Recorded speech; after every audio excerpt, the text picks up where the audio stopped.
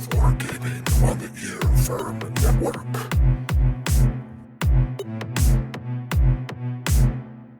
Of Dur Demarion and Horde. Welcome to the Art of Wargaming on the Earworm Network. I am Yagamalark. And I'm Thumbs. And we are coming to you today for a special on Dur Demarion and the Horde, two institutions that are nearly as old as the sport of Belegarth itself. Actually, no, they are as old as the sport of Belegarth itself, and just about as old as Dagorhir too. Which I did not know in Dur D's case until about today. Yeah, there's some big deals within the community, so we're looking forward to talking about them today. But right before we get into that, we've got a few notes in the intro for you.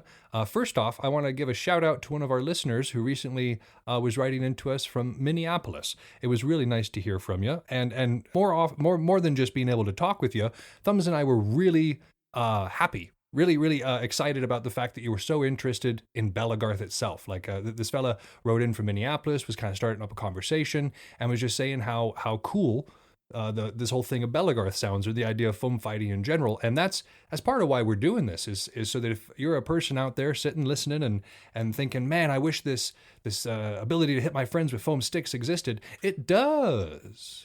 The reality is, if you like one kind of wargaming, you'll probably like the other kind of wargaming. Like, there's a good chance at the very least. So if we can bring people one way or the other, like to the other side, that's a win. That's a win for everybody.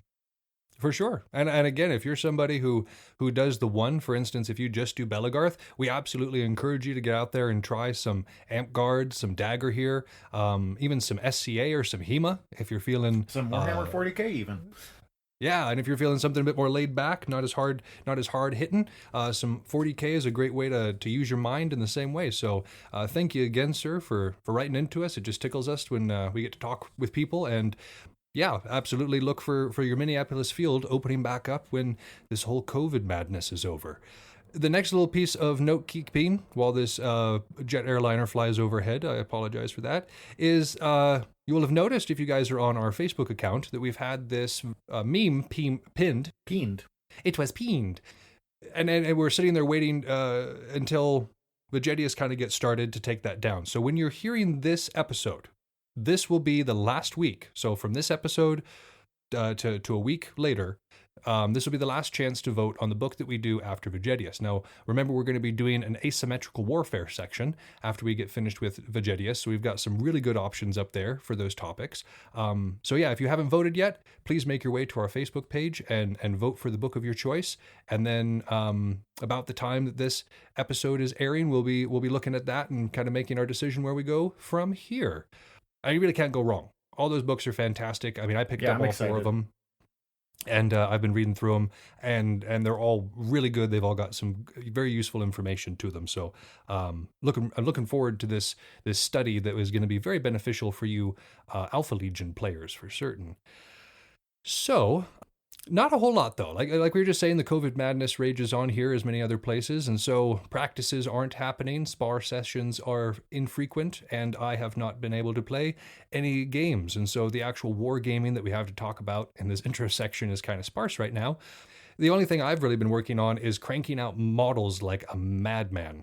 If you guys are following the Instagram account, you'll have seen that I finished the Indomitus box set. I also finished off a battalion that had been sitting there looking at me since Christmas, which is just it's 3 full squads of intercessors and then a dreadnought and a captain. You're just tearing through. Oh yeah. So I was very productive, partially because I really had the bite. I mean, I've obviously been missing my wargaming as much as you guys probably have been, but this week especially, I was really feeling the need to get out there and either hit somebody with a foam stick or push little plastic soldiers at them, and I didn't get a chance to, so I did what I could. Have you gotten them painted too, or is this just assembly phase? I have no idea what your schedule is on that front. I commission painting for the most part. I have done a little bit of painting on my own, and it is passable. Like it's got the 3 colors on there. It would be allowed into a tournament, but it's not going to be winning any awards. My apprentice Turkey Feathers is a fantastic painter, and anytime I need something painted, I typically save up some scratch to be able to pay him to do a good job with it because he makes them look real good. Yeah. I do a lot of artsy stuff, and I have nothing but respect for people who do model painting because that is such tiny levels, like tiny pieces, and I got big old hands.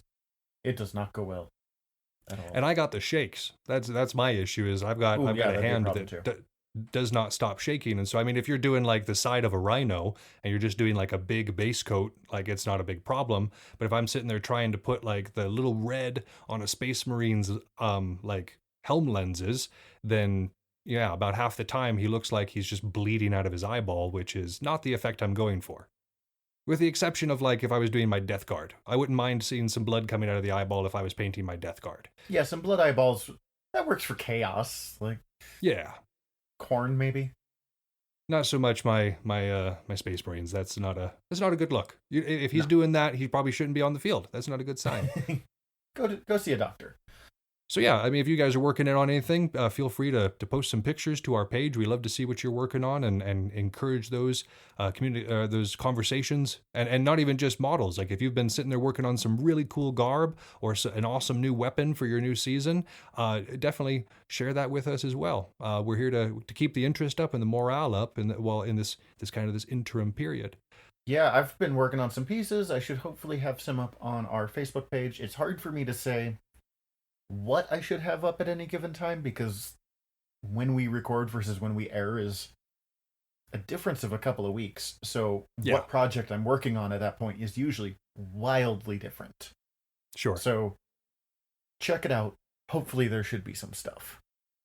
And actually, on that note, too, we are getting really close to being able to launch our Patreon. We've been doing some sourcing for actually being able to get some good rewards to people, whoever want to pledge. But I think we finally have figured out the shirts thing. We figured out the stickers thing, where we're just working on some designs right now. And then the Prince thing is done too. Oh, the Prince thing is done too. So at this point, we're just making sure that we have some good designs to bring to you, and then we're actually going to have some Tau merch to bring your way as well. I love the way that you said that because for some reason my brain just, instead of the Art of Wargaming, the thing I've been doing for like 30 episodes, I went to the Tau. Oh, like Warhammer 40k, the weirdest Tau for me to possibly go for as the person who doesn't play 40k. That's my head didn't even go there. I was thinking, oh, he's obviously thinking about the ancient Chinese religion, Taoism. That's where his mind went, and it wasn't even there. More sense for me. We're just completely topsy-turvy. It's 2020, people. Get used to it. We're all topsy-turvy this year.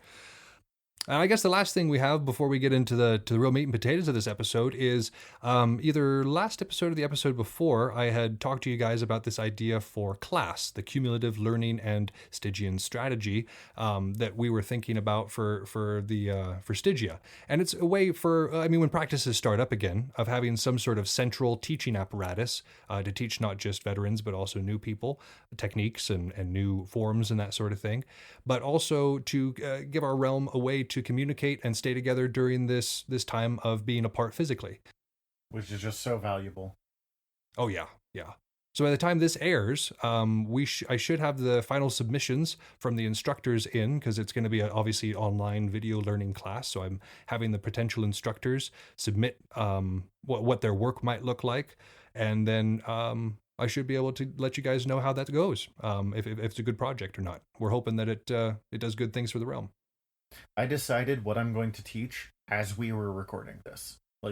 Nice. Within the last 3 minutes. You'll find out inspirations. Inspirations already, people.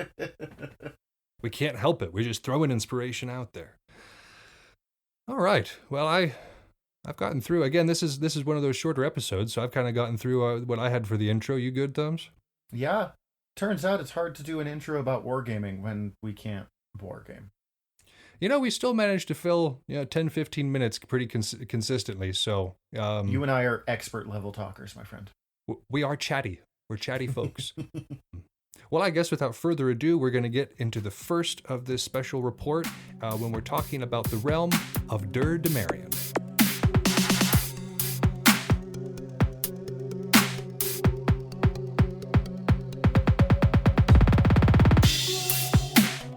So I've, of course, heard of Dirty. I didn't actually know it was called Dur Demarion for years, but I just heard of Dirty, and I actually originally thought it was like Dyrty. Dirty, Dirty? yeah. Rather than like abbreviation Dur hyphen letter D. Yes. Because I just, I'm from Dirty, and I'm like, that's a strange name for a realm. But, this has been kind of exciting for me because I know you lived in Dirty, you have a lot of experience, and I heard a lot about it from you, but I have learned a whole bunch of details that I didn't know. Yeah, and for those, just kind of a quick thing for those being like, well, Dur Demarion, those are both kind of nonsense words. If you have studied Tolkien's Elvish, you will recognize this as being Elvish, and it means the Twilight Citadel.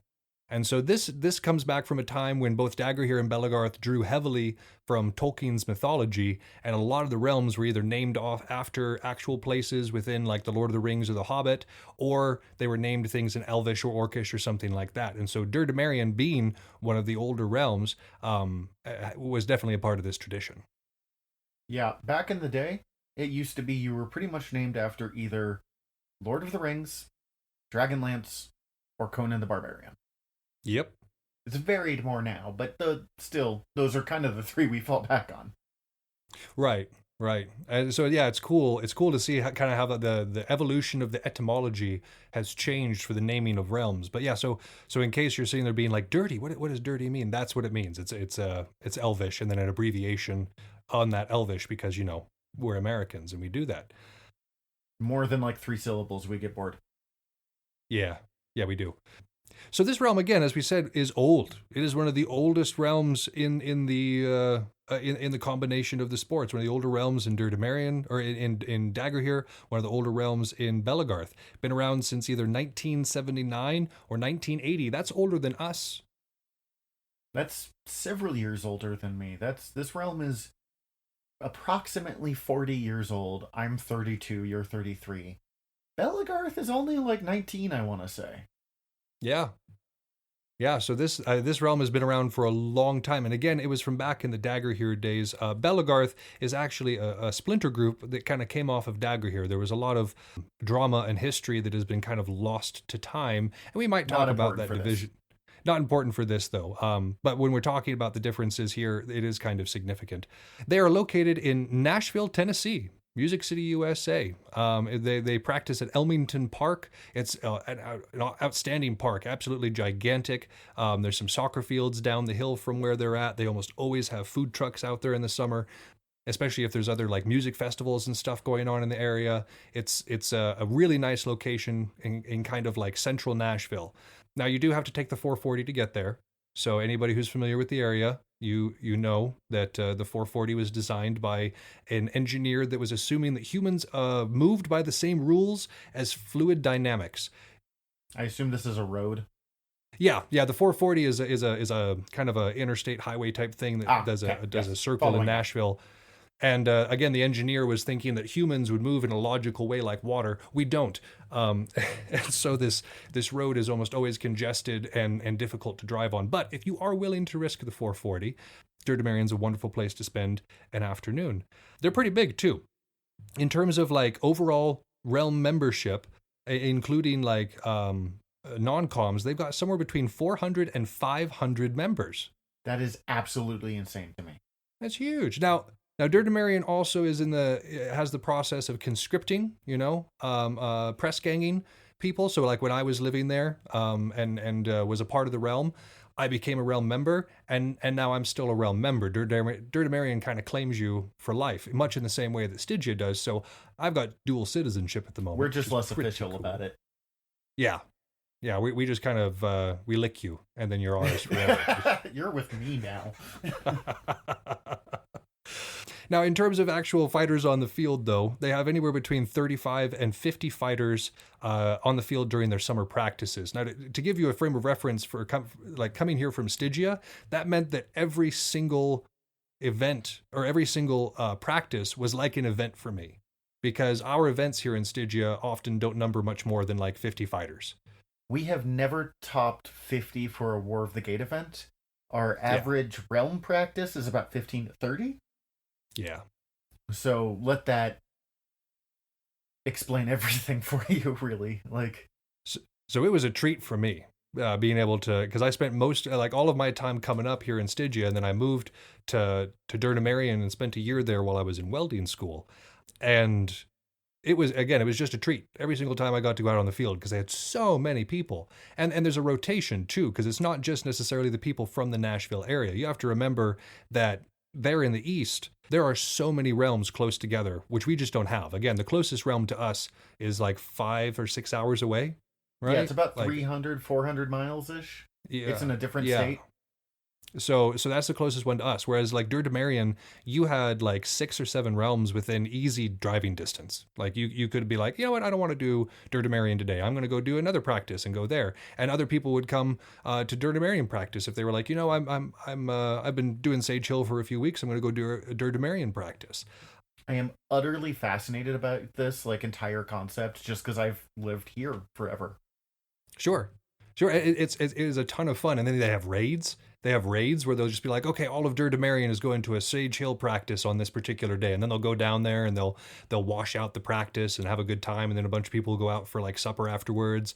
And then, you know, a few weeks later, Sage Hill will be like, we're going to invade Dur D. And everybody will run up to Dur Demarion and do the same thing there. And so it's a really cool community that it creates. And then it also means that the field sizes are just so much larger. Not only do you have a larger population to draw from, but you have a lot of surrounding areas where people are also going to be coming in from as well. Yeah, we've talked about doing that, but for us, that's like a 2-day process minimum. Yeah, it takes a lot of prep for us to be able to raid somebody. Like it's a proper war. Like we're going to need to consult with Frederick on the logistics for it. Whereas for Dur Demarion, you know, it's a matter of just being like, hey guys, we're going to Sage Hill. Okay, cool. That's half hour down the road. Make sure you use horses, not oxen. Yep. Exactly. I'm never letting that one go. Sorry. Hey, you know, it's good advice, I guess, because Frederick gave it. I'm going to trust that. It must be. Must be. So of these 35, 50 fighters, of course, you've got standouts. I didn't meet many people in Dur Demarion that I didn't like, but there's always going to be prominent people. And some prominent people from Dur Demarion. Angel, you're going to hear her name come up a lot. She's a goddess. She's a powerhouse. She is the kind of work ethic that you want in every level of your life. Like if every realm had an angel, every realm would function at the level that Dur Demarion does. I mean, she's just incredible. And she's also a nurse. I want to give a shout out to Angel, because she's just, not only is she on the front lines of making sure Dur Demarion runs efficiently, but she is also a nurse. So she's on the front lines of what's happening in the world right now. And so she's just probably the most impressive person in the world to me. I adore this. Shout out to all nurses ever. Yeah, absolutely. And shout out to nurses in general. Absolutely. Now, of course, you know, I don't want anybody to cry favoritism. She is a member of my unit, but she wasn't when I first met her. When I first met her, she was a member of the BOF, and then she moved over to the Dark Angels recently, and I'm so happy to have her, because again, that kind of work ethic, that kind of morale building leadership is just wonderful absolutely anywhere. So yeah, she's absolutely a prominent member of the realm. If you get a chance to go up and talk to her, she always is a helpful human being. She knows everything. And if she doesn't, she knows exactly where you can find that information. Big Badger, another fantastic name from this area, EBF fella, you know, kind of quiet spoken, but an amazing fighter and a really solid guy, a really solid member of the community. He's been around for a really long time. Shadow, another member of the Dark Angels. He was the guy who basically made my unit into a leaderless unit. We used to have a hierarchy like most units do, but when he became our Grandmaster, he said, all Dark Angels are leaders. But the thing was, you need to meet Shadow to know why those words had power coming from him. Like when you think about a guru sitting in the woods who only speaks 3 words to you, but those 3 words change your life, that's Shadow, dude. Like this guy is amazing. I can't speak highly enough about him. When I first met this guy, he's one of the reasons I became a Dark Angel, because I was like, if you're a Dark Angel, I want to be a Dark Angel. I gotta admit, the moment you said, say 3 words and change your life, I started counting how many words were in All Dark Angels Are Leaders. That's Apparently, 5. I'm that guy today. My apologies. Pedantics. Thumbs is resorted to pedantics. Ooh. But yeah, so again, Shadow is a great guy. He's been around in the sport for a very long time and is still super involved. Like you can find him teaching on the side of the field, teaching different forms, different techniques, sharing his knowledge freely with anybody who asks it of him. Just a solid guy. I cannot speak highly enough of Shadow. Kinsman Finn, also another fantastic guy, one of the leaders of a really cool unit there. They're like a Celtic Viking themed unit, and all of their garb is really kind of themed that way. A lot of these guys are sporting big old beards. They look like they could be in the Scottish Highland Games, and they definitely party like it too. And so, I mean, Kinsman Finn, again, like you've got all these powerhouses in this realm, and it's no wonder that it works so well. Because Kinsman Finn is another one of those guys that just, you always see him working. Like he's always doing something. He's always involved in whatever's going on, and he's just a solid guy. He's just a fun guy to talk to. Talon. Oh man. I had a great time in Dur Demarion, so you're going to hear me saying a whole lot of good things tonight, but like Talon, Talon convinced me that a quarterstaff is a good weapon. Like, that's how good of a fighter Talon is. Before I went to Dur Demarion and fought against Talon while he was using a quarterstaff, I was convinced that within the sport of Belegarth and Dagorhir, quarterstaffs were crap weapons. They were a waste. You basically just used them to accomplish nothing on the field. And I told this to Talon fairly soon after I had met him. And so he said, okay, grab that big old shield over there. I'll show you how it's done. And this guy's throwing wraps around this shield. He's getting stabs around this shield. Like he's tricking it up and like getting me out of position. And I was like, okay, I guess I'm just really bad at a quarterstaff. Like I need to see it in the hands of a master. Quarterstaff is sort of the definition of high risk, high reward. True that. Because if you're not real good with it, you're real bad with it. Like I have never found it in between. Yeah, it's definitely got a massive learning curve to it. And I mean, if you've used a quarterstaff in other martial arts, like Talon has, he came to us after being heavily decorated in other martial arts, and then he came to us and just applied that same work ethic, that same can-do attitude to the sport of Belegarth, and he just, oh my gosh, and I haven't fought him in years at this point. Like it's been like I think like probably 4 or 5 years since I fought him. So the next time I see him, I'm sure he's just going to light me up, because even when I was seeing him, like, you want to talk about like active archery. This guy brings active archery to a whole new level. I've never seen somebody be able to knock a bow and fire as quickly and with as much precision as he can, and on the run. Like he'll just be sitting there sprinting full blast and nail a target, like a beer can sized target, just at a very decent pace. And it's like, what? How does one person contain this much skill in one body? And on top of that, he can also do flips. Front flips, back flips, cartwheels, any sort of thing. Gravity does not obey him. That's always impressed me. I've never been able to do a flip. Handstands can't even do. I can do a flip if I am on a trampoline. Oh, nope, not even there. If I've got something to assist me in getting over my big lanky self, I can accomplish it. But this guy, he can just standing there, do a flip, look you straight in the eye. Like it's crazy, man. It's crazy. I love this guy. Talon is the only one of these people I've ever talked to. Like, I've never met any of them in person, but he's really involved in the Great Hunt. Mm-hmm. And so I have interacted with him a lot through there. So I only know him from a very business perspective, as it were. But I've been really impressed every time. Yeah, and I think he's also one of our webmasters for the Great Hunt. He took over after I realized that it was entirely too big of a job for one person to do. He kind of stepped up and is making sure that all of our records are in order. So not only is he an amazing fighter, an amazing organizer, an amazing unit member, but also an amazing administrator. Again, Dur Demarion just has just the cream of the crop when it comes to fighters in a lot of ways. And then Kudzu. You're going to hear a lot more about Kudzu a little bit later, so I don't necessarily want to go into too much detail about Kudzu right now.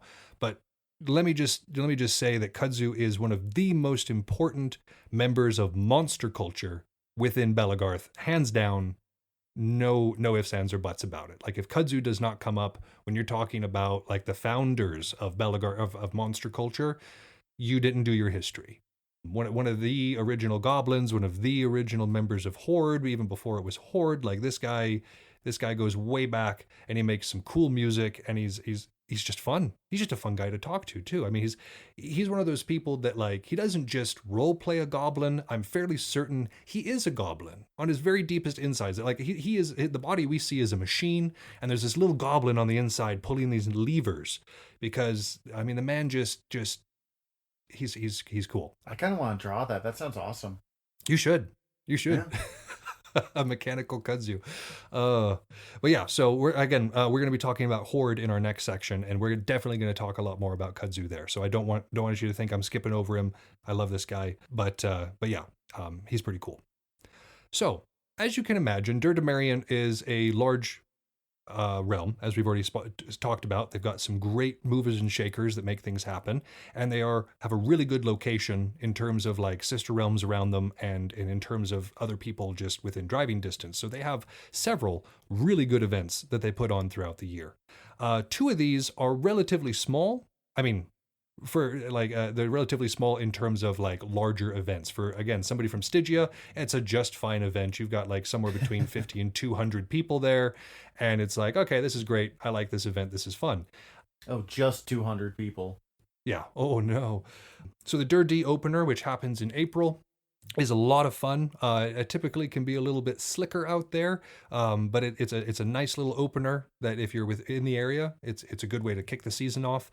Their Independence Sleigh in July is another one that they do there on their home field most of the time, and this one's a lot of fun too. I got my top rank of two sword in the Great Hunt at this event because I won a tournament while I was doing Florentine. While I was at this one, and it was hard. Everybody else in the tournament was wearing full armor because it was a champions tournament. Everybody else was wearing full armor, and I think there was one or two red users, but everybody else was doing like board and flail. It was a rough, but of course, you know, the flail only gets one hit for two from a sword. So if you're quick enough as a Florentiner, you can get through somebody's armor before they get their second shot in, but you do need to be quick. And those ones are fun, but the real fame of Dur Demarion, the real talking point in their events are Beltane and Equinox. Now these occur in May and September respectively, and they are their big events. I've always been tempted to go to them in a Tennessee is too far away for me to afford kind of way. You have to when we're able to fly across country and like make it into a business trip, my man, we're gonna have to go because these events are they historically have happened at Monty Bell Ranch Park. Monty Bell, that's how it's always referred to, which is Montgomery Bell, and it's located outside of Nashville a decent ways, but it's this gorgeous park, lots of woodland, amazing. Like there's places to camp. There's a whole ton of cabins there. Now, be warned, if you do want to go to one of these events, you do want to be aware that the cabins go on raffle several months before the event, and they are usually gone within several minutes. It is very competitive to get into a cabin at this event because, again, these are huge events. They're very large events, and they're kind of traditional for people. Like Thumbs and I often talk about how Chaos Wars is that one event that we always try to make every year. It was the first event that we went to. It's kind of the mama event for the area. It's the show. Yeah, and if we're going to make one event, typically we're going to try to make Chaos Wars. Beltane and Equinox are like that for a lot of people. And so you've got a lot of competition for these cabins, but it's well worth it. Even if you're not in a cabin, the grounds are just absolutely gorgeous. This was my first time being outside in the South at night since I was in basic training. And at the first Beltane that I had gone to, no, it was Equinox. I went to an Equinox before Beltane. And the cicadas were out that year. I come from the Northwest, y'all. I come from Montana specifically. At night, it gets real quiet here. Yeah, we've got like noises, but it's not cicadas. Yeah, like we'll occasionally have crickets, maybe the sound of a speeding car as it's going down the strip or something like that. But like the night was alive. Like I sat there just staring at the roof of my bunk, like not really mad that I couldn't fall asleep, just fascinated at the noise level that air could just hold in that way. It was absolutely, it was really cool. It was really cool. Now again, it's not normally that loud because that was a special kind of occasion bug wise, but no, it's always a good time. And then they always have really cool themes that they've got going on, different team battles that they do. Some way to acquire currency that you can usually trade for something else. They're really, really, really, really fun events. Vendors everywhere.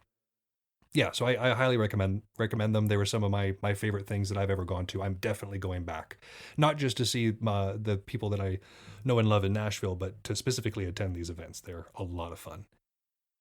So we're going to get into a little history of Dur Demarion and maybe some great tales.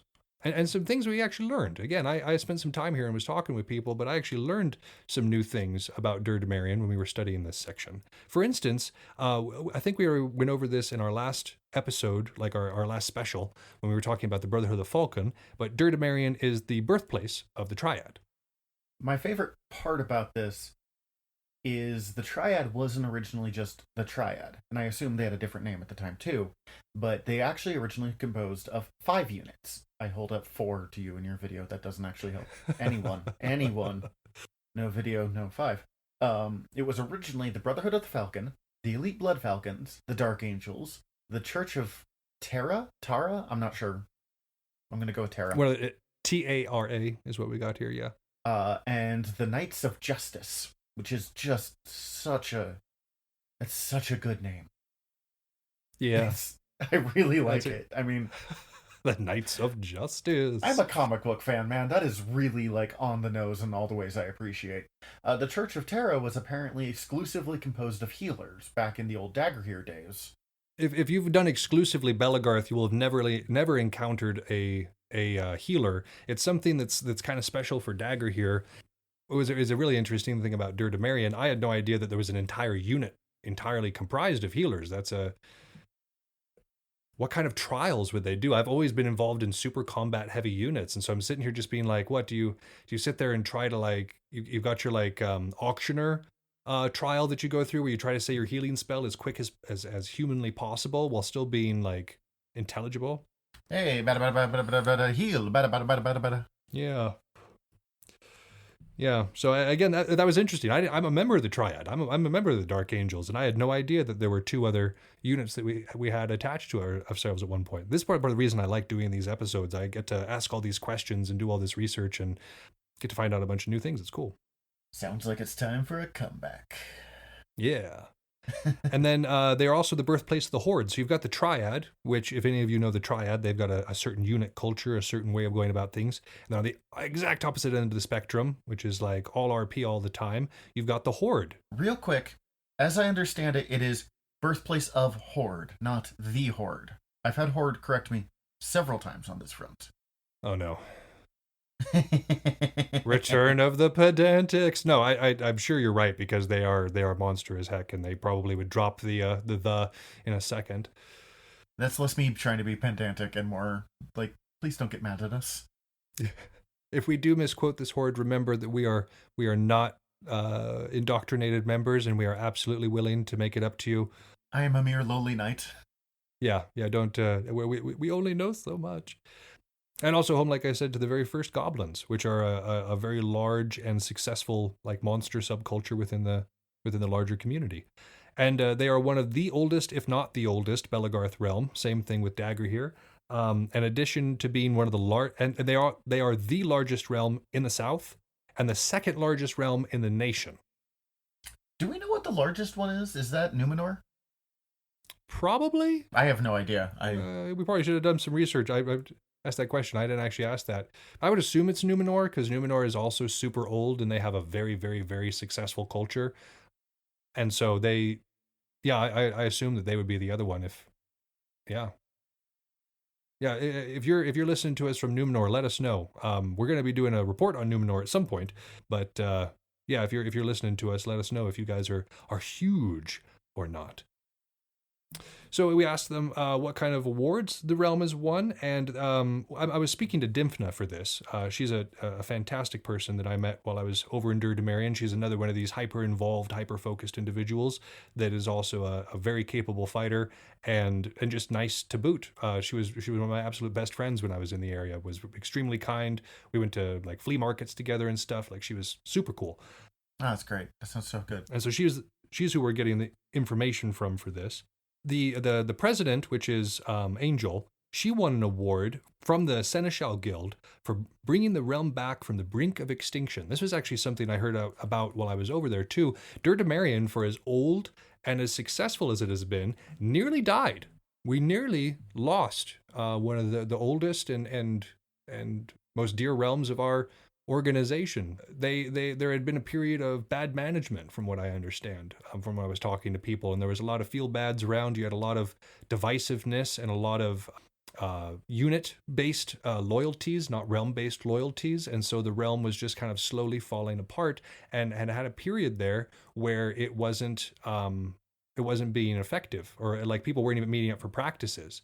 And then I know I know Angel and Phoenix were involved. I can't remember who had what roles, but I know that both of those individuals were fundamental in bringing this realm back from the brink of extinction and turning it into, again, the second largest realm in the nation, largest realm in the South, and one of the most successful realms that there is in the sport.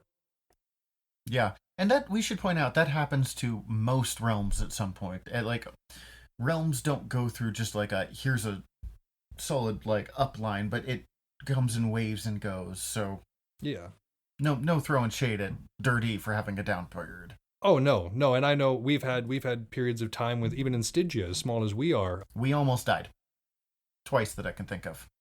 We've had times where we had low membership. We've had times where we had super high membership, and a lot of times in between. So it happens to all realms, and it's really cool when a realm gets this close or kind of is extinct, and then somebody's able to bring it back. And especially when they bring as much to the sport as Dur D does. I'm so thankful that they are still around.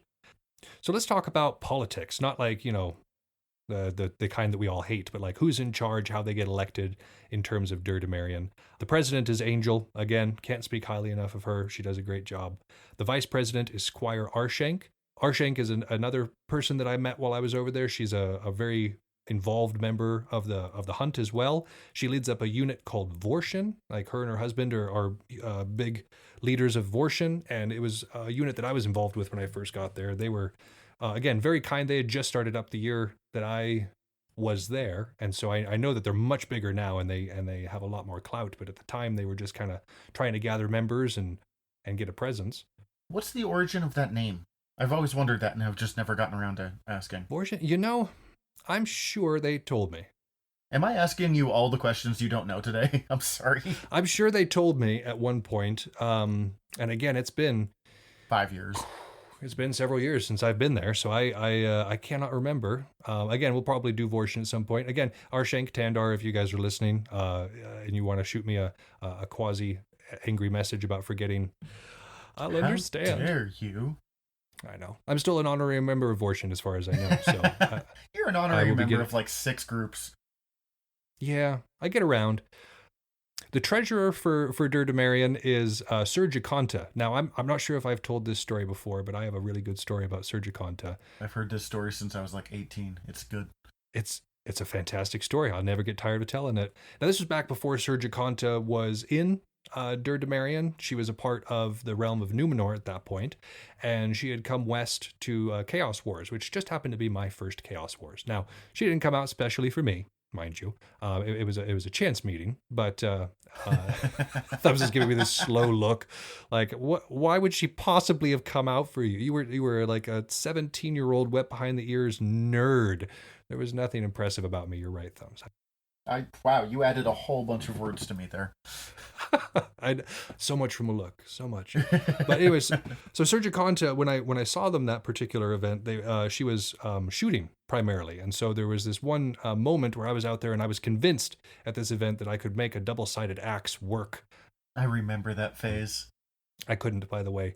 And so I had been failing and failing and failing and failing. And then I see this split in the line, one of the splits you're always hoping for. And I see a straight shot through the archers. And I was like, yeah, archers. I went sprinting over. They took some shots, and it didn't hit me. And then they started to run. All but one archer started to run. And I was like, I got this archer. Yeah, she's not running. And so I raise my axe up over my head and I start to bring it down.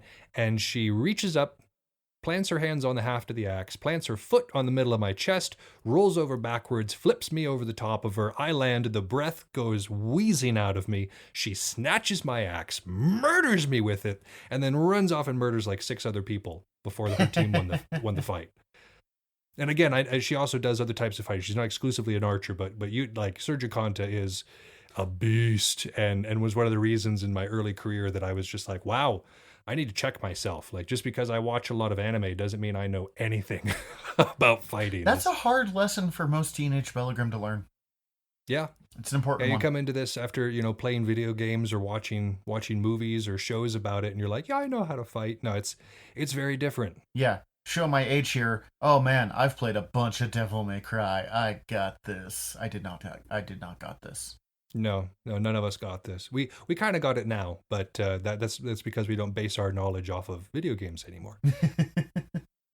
Secretary of Dur Demarion is Tiana. Now I think I know Tiana. I've got a picture in my head of who I think Tiana is. I do not want to misquote and have Tiana be listening on the other side of this and say, wait a minute, I've never met Malark. Why is he sitting here saying he's my best bud? So I don't want to misquote that. If it's the Tiana I'm thinking of, then they're in very good hands, because the person I know is again a quiet individual, but extremely hardworking and definitely knew their stuff. But again, I don't want to necessarily say that that's who it is without knowing. So Tiana is their secretary. The feast coordinator. Now we get to a treat. My gosh, guys, we're getting to a treat now. The feast coordinator for Dur Demarion is Squire Tandar. If you don't know that name, you need to go to a Dur Demarion event. Probably Beltane or Equinox would be your best bets, because Tandar, he's not just the feast coordinator. Tandar is a professional chef. Like, this guy lives, breathes, and eats kitchen. Like, he can sneeze out ingredients that would be better than anything else that I could find. I mean, wow, that's really gross. Not literally, but like metaphorically speaking. Sneeze out this 5-course meal. Ew, oh god. Oh, especially this time of year in 2020. Escargot.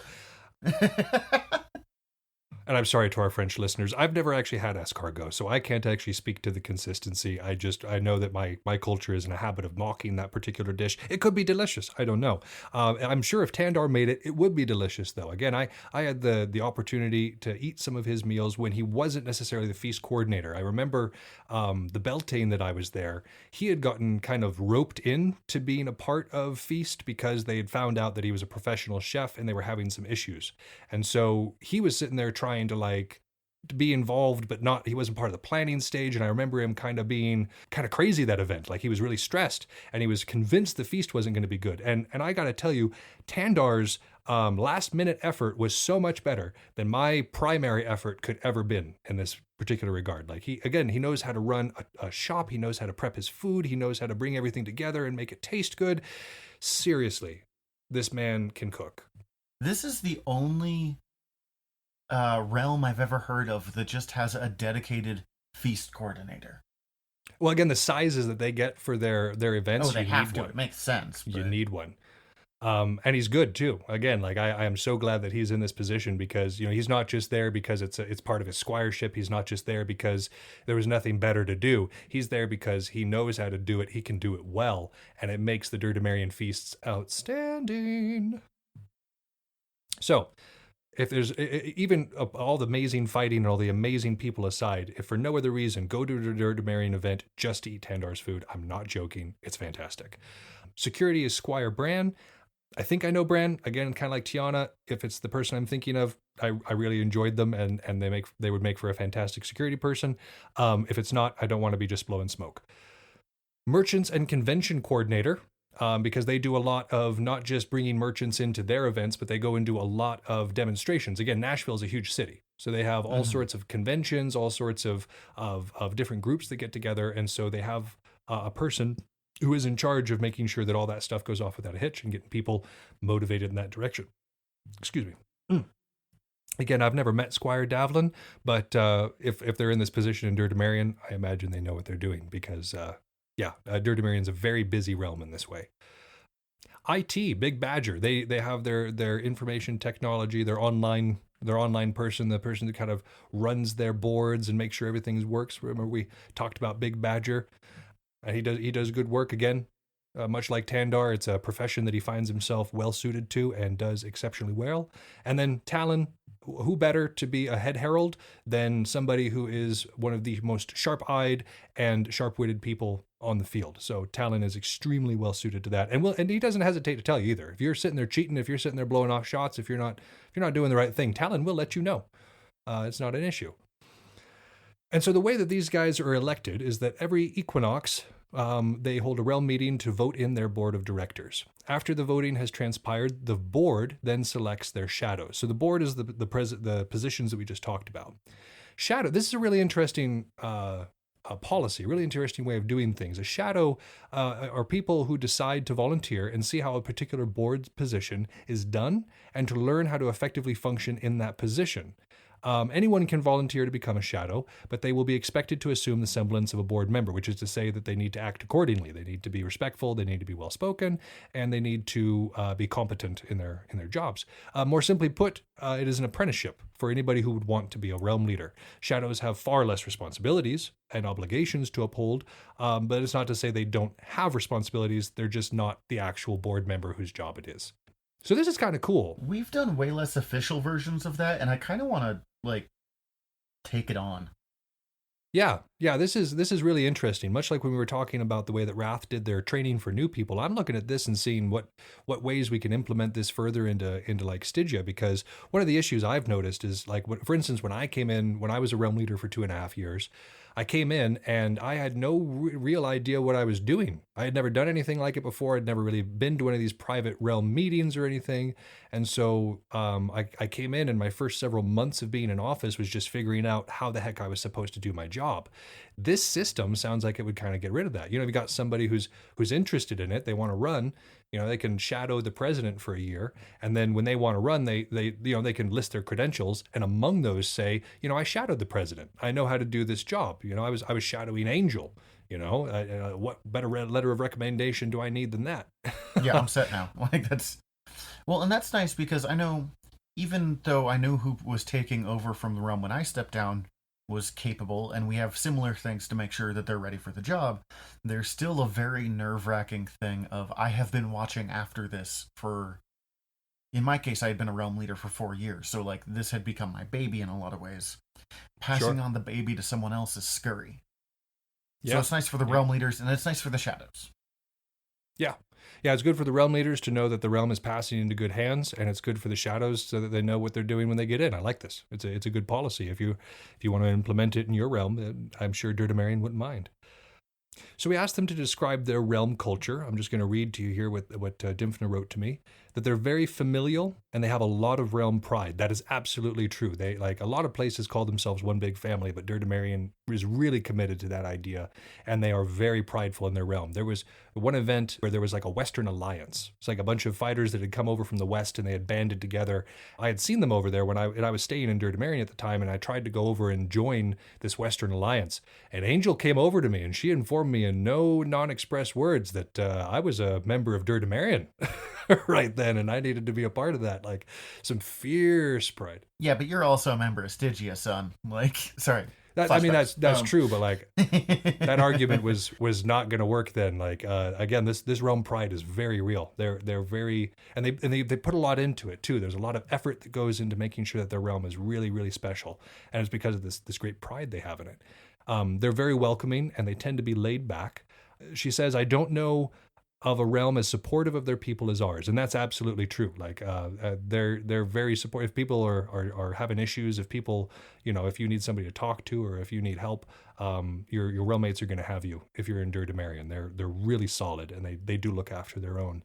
As a realm, they are very quick to teach and help others on their journey to become better. They strive to be very inclusive in their community, as well as having inclusive directions and decisions that they embark on as a realm. Again, this is shown just by the way that they teach new people. You have Shadow out there, one of the best fighters in the sport, in my opinion, and he's just sharing his secrets freely with anybody who wants to hear, anybody who comes in and is a part of the class. So this is very much a part of who they are. They want everybody to be better. They want everybody to improve, and they want to make sure that everybody's having a good time while they do it. Their realm also tends to be pretty competitive, which is absolutely true, especially when it comes to realm battles. Like I said, when I tried to go over and join the Western Alliance, Angel said, no, no, no, no, no. You're going to be with us because you're part of us right now and we need the extra bodies. Not they didn't need the extra bodies. I didn't carry the team by any means. But they wanted the extra bodies. But having another decent fighter on the team is never a bad thing. And they have a lot of characterization and a very, very strong non-com community. It's one of the few realms that I know of where you can go and see a non-com presence that is almost as strong as the combat presence. You have so many people who come and they're either doing vendor stuff or just sitting there hanging out on the sides. Like there's this like a little like a mini campsite that pops up every single practice, and it's really cool because you've got a lot of people you can go and hang out with at that point, and it brings a lot of banter and playfulness as well as that strong family-like setting to the realm. And as far as on the field, they're larger than Stygia, but they have a very similar setup. They have a lot of flankers and a lot of archers. They're not a typical line fighting realm. Now they do have some very line fighty folks, but as a general rule, especially in more recent years, they become extremely fleet of foot. I was curious about that because I saw that, like, we're not your typical line fighting realm, and it's from someone else who also is from a realm that avoids line fighting if we can help it. I was curious how much that, like, compared. Yeah, it's changed. I mean, it was changing when I was there. They were transitioning from being a more line fighty type realm to being a bit more fleet of foot, and especially seeing the people who are in charge and are still around since I was there, it doesn't surprise me that their meta definitely evolved to be a little bit quicker, to work on that oblique, as Frederick would say. I know we're done with Frederick, but I'm not done with Frederick. You know that. He's never done with Frederick. I've known him 33 years. Never done with Frederick.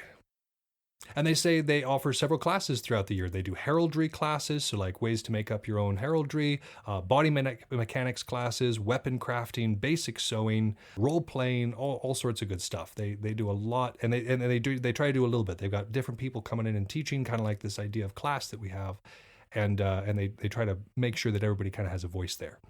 And then in terms of their active units, they've got the Brotherhood of the Falcon, the Dark Angels, the Elite Blood Falcons, Thurasaz, Horde, Fianna, Bladestorm, Machinshin, Vorshin, and the Lost.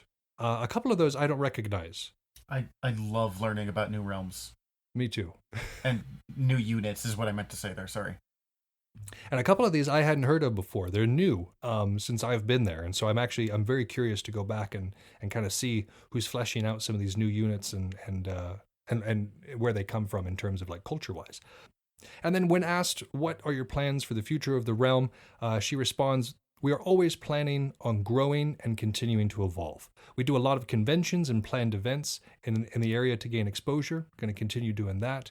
We try to train our new people so that they can grow and develop, as our new blood will truly be how we continue on. So basically, the kids are the future. Your new recruits are the future. Dur Demarion takes this very, very seriously. And from their shadow program to the classes, they do the best they can to help fighters be the best they can be. Again, if you're in the Nashville area and you're thinking about fighting, you really can't do a whole lot better than Dur Demarion. They're a fantastic group, fantastic fighters, fantastic community. I don't have that much bad to say about them. I'm serious. They're really cool. As opposed to most realms where we're like, we're gonna spill the tea online here. Yeah, I suppose that's not really our style, but I mean, I know I'm just brimming over. I spent some time there, and I was just so blown away. I was so blown away by this realm. No, it's been years, and I've never heard you say anything bad about Dirty. You always just get excited when they come up. They're cool people, man. They're cool people. Well, did you have anything else you wanted to add on Dur Demarion? No, I mean, as we said, I've never been there, so this was a learning experience for me just as much as it was for the listeners. For sure. Well, one of the things that came out of Dur Demarion that has also led to an increase in characterization and just fun within the sport is the unit that we're going to be talking about next, which is, and now forgive me if the is out of place, the Horde.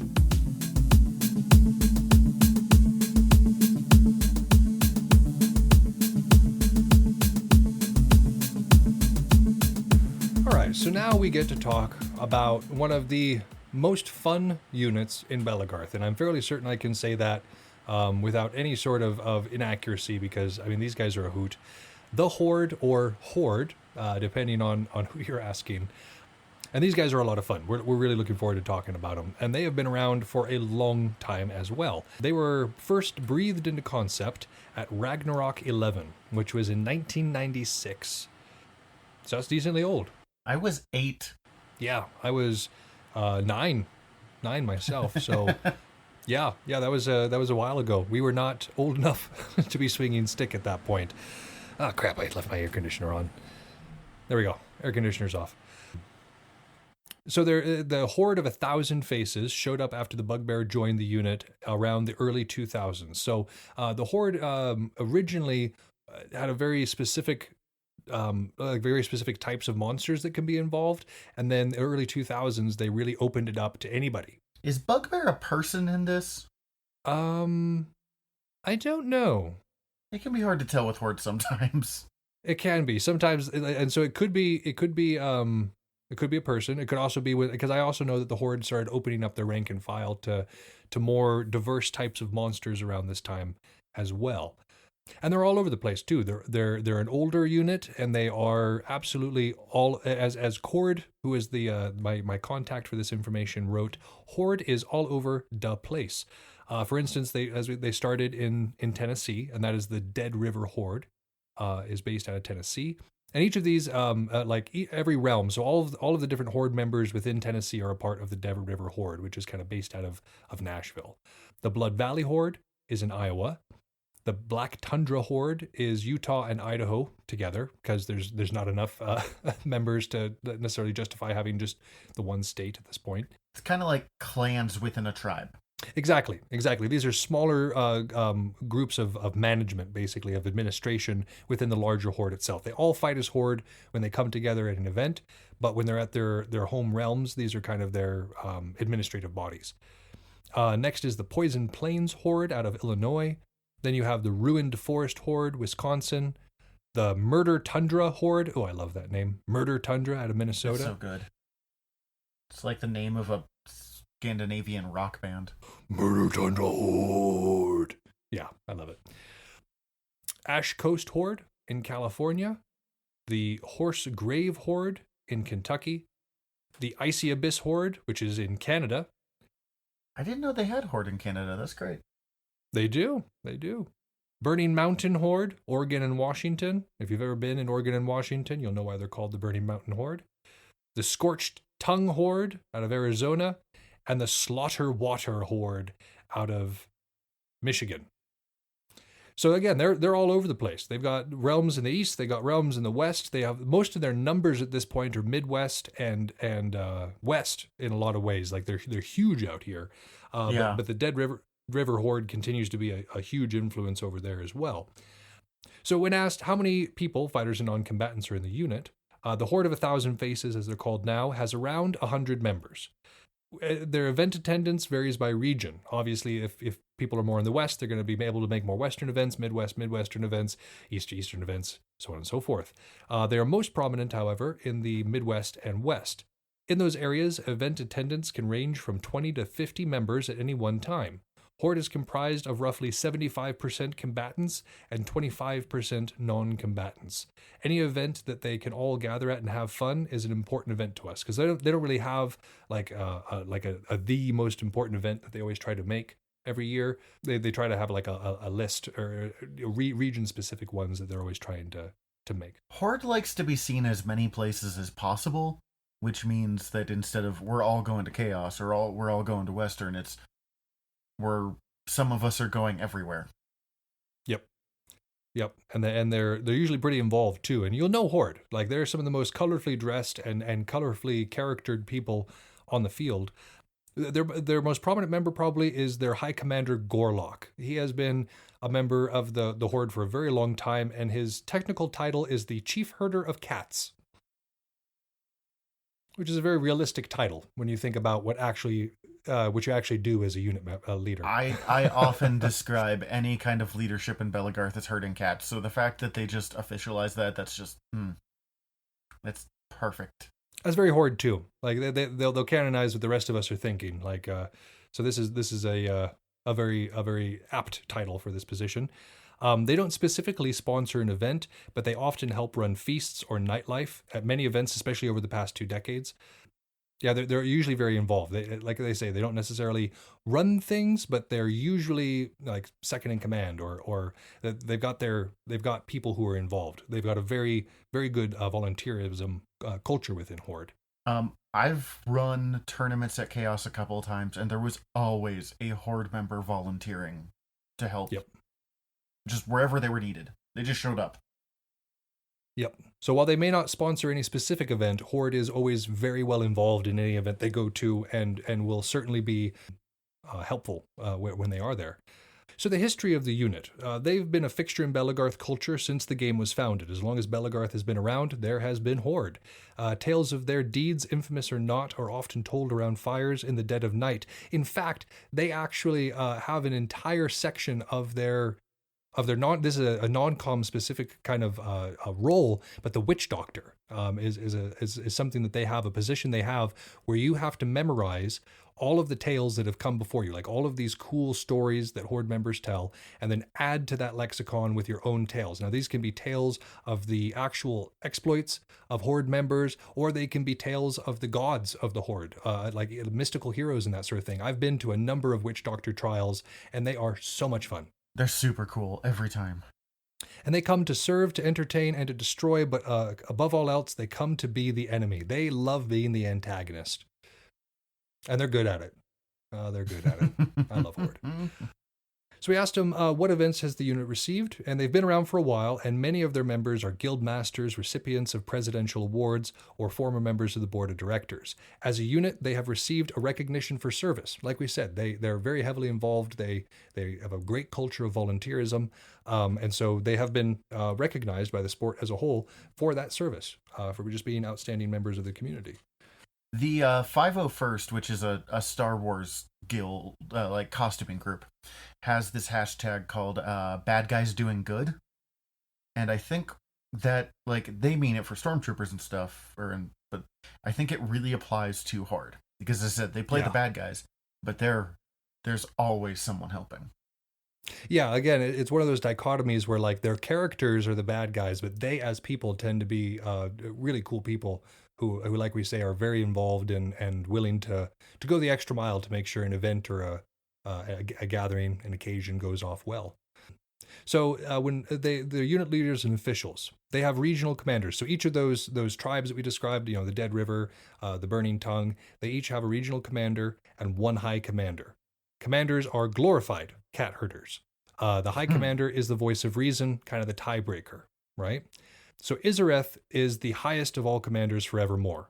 He was the founder of the Horde. Again, he's been around for a long time. He is one of those names in Belegarth that if you haven't heard of Izareth, you haven't talked to anybody, because just about everybody knows an Izareth story. He's the forever in a day.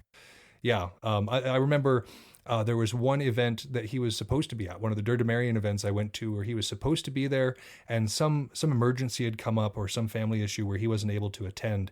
And so they actually brought a puppet that was Izareth the whole time. Oh, I've seen that little goblin before. puppet. Yeah, it was so funny. And it became a staple. Like they kind of bring it to events now when Izareth isn't able to be there. And that just shows how intrinsic he is to Horde culture. Like he not only founded it, but he's remained so involved and so relevant within the greater story itself. And he's followed by Gorlock, who is the current High Commander and Chief Herder of Cats, as we had talked about before. So their unit culture, Horde has evolved much over the years. In this iteration, we are a group of individuals who aspire to be different together. At its core, we are a group of people that like to play and have fun. They value fun over winning, play over and creativity over organization. Come for a good time and shenanigans, stay for the friends. Those are Cord's words. And it's true. One of the things that I often do, like I cannot remember an event since Chaos 9, since I started going to an events, when at some point during the night I didn't go, I'm bored, let's go to Horde Camp. Oh, every time. Because there's always something going on there. There's always, like, even when there's not something organized going on, you can go into Horde Camp and have an amazing time. Like, they are just a really fun group of people to hang out with. But they also have like their own, like, so Thumbs is a knight, I'm a war master, and Horde has its own kind of title of honor that they can bestow. The Headhunter. Yeah. I actually went to the final Headhunter trial of Mikut Silo, Makoop being like their equivalent of Sir. It was really great. It was a tough fight, and the biggest thing I remember from it, and on whether this is good or not is up for some debate. One of the last things of the knighting trial for a lot of people is what they call the buffet, and it is the last hit that you will receive unreturned, and then you're often slapped, sometimes punched. I got punched. Not everyone's doing it anymore, but it's an old school tradition, and Horde decided that if knights had one punch, headhunters would get 3. Yeah. I don't know if 3 is the standard number, but that's what they got. And I swear Silo almost passed out. Like, I was real impressed. Yeah, and they don't hold back either. I've definitely seen some knights or some war masters really wallop the person who's being elevated, and the Horde is no exception. You're getting several of those wallops. It's hardcore, man. It's hardcore. Like if you're going for headhunter, you got to be hardcore. I actually looked into joining Horde a couple of times. I'm friends with several members of the group, and they were, before I had joined the Gelf, they were like, "Hey, you're not doing anything. You wear bright, obnoxious colors a whole lot of the time. What do you think?" And I almost did on 2 separate occasions, and I think one of the biggest deal breakers was I wasn't going to be able to continue being a squire at the time, which is no knock on them. It was just where my priority was. But I never miss a chance to go see Horde at an event, and it often, some of my favorite people at any event is going to be connected to Horde in some way, shape, or form. Yeah. Again, they're just a lot of fun on and off the field, and like we had said earlier, winning isn't necessarily a priority for them.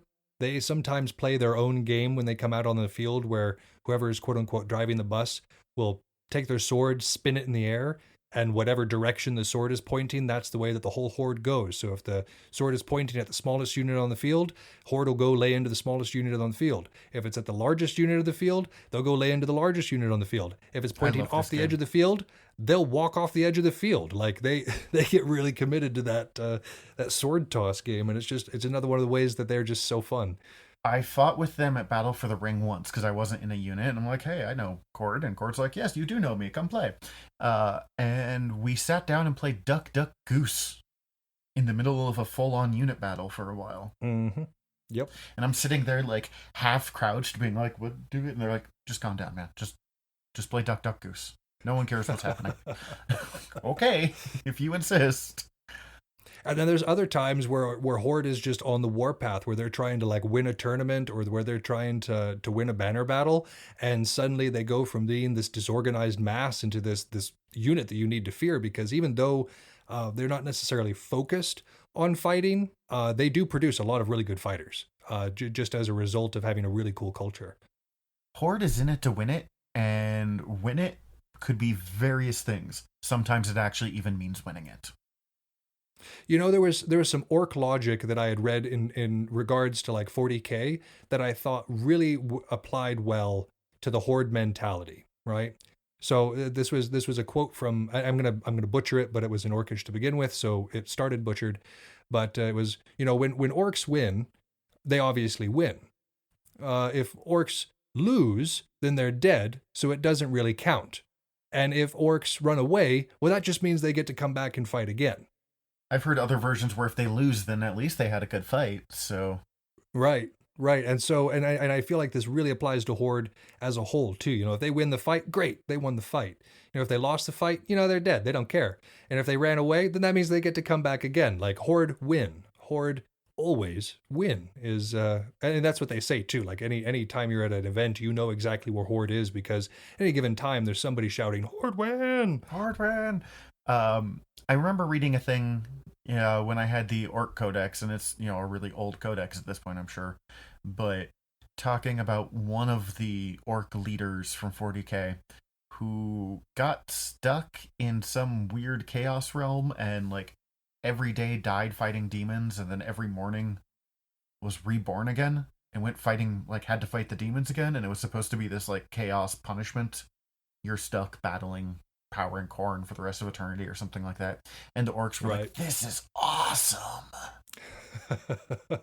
I found heaven. That's what I think of Horde a lot. Yeah, yeah, they are really fun. They're a rambunctious group of excellent fighters and excellent friends and partiers, and yeah, they're fun. So we asked him, "What are your plans for the future of this unit? Where are you guys going?" And Cord sent me the quotes of their Captain Commander Gnarlhide, and they said, "In my mind, Horde has 3 pillars. The first is roleplay. Horde has long been the premier monster / role-playing unit of Belegarth, and they don't see that changing anytime soon. Their goal is to facilitate that growth both internally, not to rest on their laurels, and externally by helping other people engage in this in a fun way as well."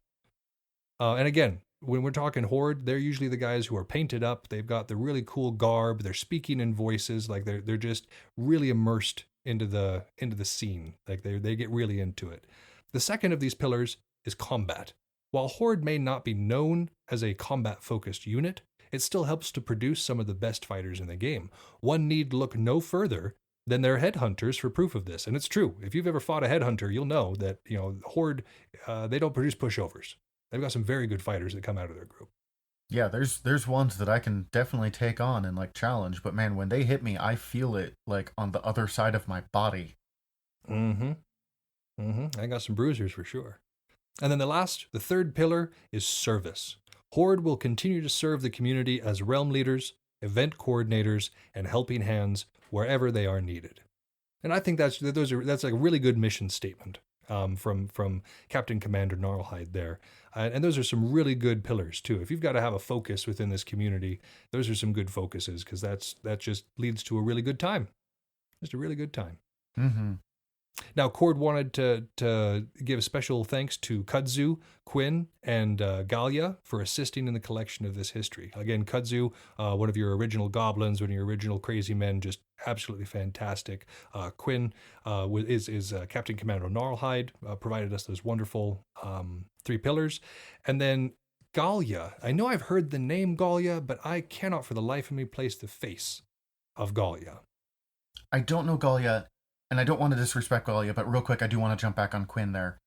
We cannot understate how important Quinn is for Null culture. Oh, yeah. Quinn is the Null to end all Nulls, and it is amazing to see every time. And made it interesting, too. At one point, I had considered being a Null, and then decided not to be one because I thought that it was too boring. Quinn made me second-guess that decision, like with their development of the culture. Fantastic. Just a fantastic effort there. And really fun stuff to listen to. I know that Quinn has led a lot of different workshops on like RP and that sort of thing. Well, they do the monster panel at BFDR every year. Yep. Which is Battle for the Ring. Yes, sorry, thank you. All these acronyms that our listeners may not be familiar with. I was going to say, yes, I'm sorry on the last one. We have both heard your name a ton. I just don't think either of us have ever met you, which makes it a little harder to sing your praises. Provide an anecdote. Yeah. Well, yeah, that's what I've got on the Horde, sir. What do you got? Anything else? That's pretty set up. They're fun. They're an experience every time that you should never take an opportunity to miss. Wait, that sentence didn't work, but you got what I meant. So again, the 2 groups that we've talked about tonight, the realm of Dur Demarion and the unit Horde, just some fantastic old organizations that have their hearts in the right places, that are really solid community members, really take care of their own, and really try to increase the experience of everybody they come across. Like, these are just some solid individuals. And if you're in Nashville, check out Dur Demarion. Seriously, like it's a fantastic realm, and even if you're just stopping by to watch and to meet people, you're not going to be disappointed. Super worth your time. And if you're at an event, you gotta check out Horde Camp or something that Horde is doing, whether one of these witch doctor trials, one of their headhunter trials, or just any of the in-game stuff that they do. Like I saw one person who he had like a 20-year career as a knight, as like his character was a human knight. He didn't want to do anything more complicated than that. And then later in his life, later in his career, he was deciding he wanted to get more into the role play aspect. And so at this event, they did this ritual sacrifice of his character and resurrected him as his new character. And like there was this whole like ritual that was involved, like this whole all these symbols and words that were done up specifically for this. Like they really got into it. It was a really cool piece of pageantry.